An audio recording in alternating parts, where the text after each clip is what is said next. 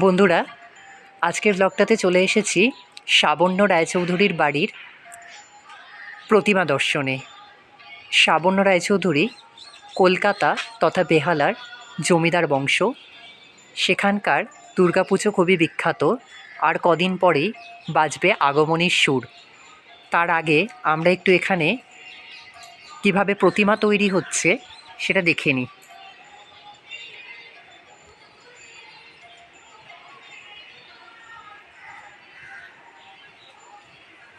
দেখতে পাচ্ছ তোমরা, প্রতিমাকে নানা রঙে রূপে সাজানো হচ্ছে সুন্দর করে।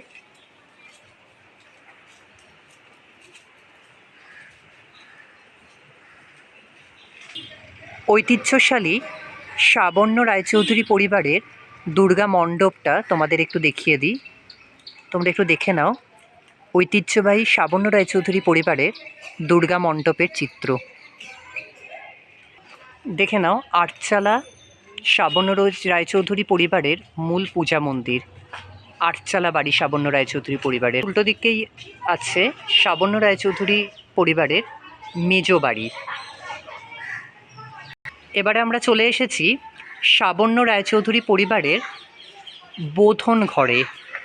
সন্তোষ রায়চৌধুরী দ্বারা এটি প্রতিষ্ঠিত এবং তার সঙ্গে আমরা দেখতে পাচ্ছি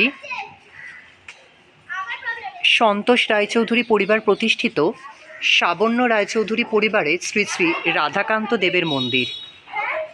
বন্ধুরা দেখে নাও, শ্রী শ্রী রাধাকান্ত দেবের মন্দির। এটা সাবণ্য রায়চৌধুরী বাড়ির বোধন ঘরের পাশেই অবস্থিত। এক পাশে আমরা দেখতে পাচ্ছি বোধন ঘর এবং তার পাশেই হচ্ছে রাধা গোবিন্দের মন্দির।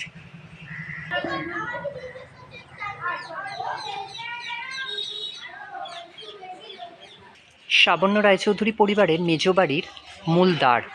আমরা মূল দ্বার থেকে প্রবেশ করছি ভেতরে।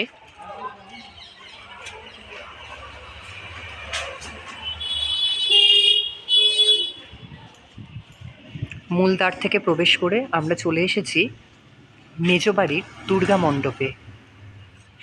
প্রাচীন ঐতিহ্যবাহী বাড়ির কিছুটা অংশ আপনাদের সঙ্গে শেয়ার করি।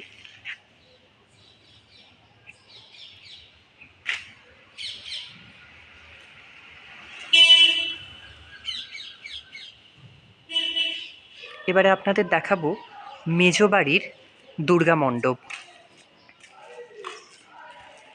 সেখানে প্রতিমা তৈরি হচ্ছে, আর কদিন বাদেই পুজো। পূজা প্রাক্কালে আমরা সাবণ্য রায়চৌধুরী পরিবারের মেজ বাড়ির দুর্গা মন্দির দর্শন করছি।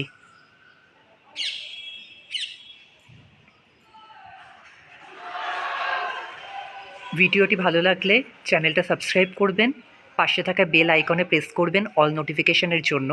আর অবশ্যই প্রতিবারের মতো এবারেও বলবো, লাইক কমেন্ট শেয়ার করতে কিন্তু একদম ভুলবেন না। পাশে থাকুন। ধন্যবাদ।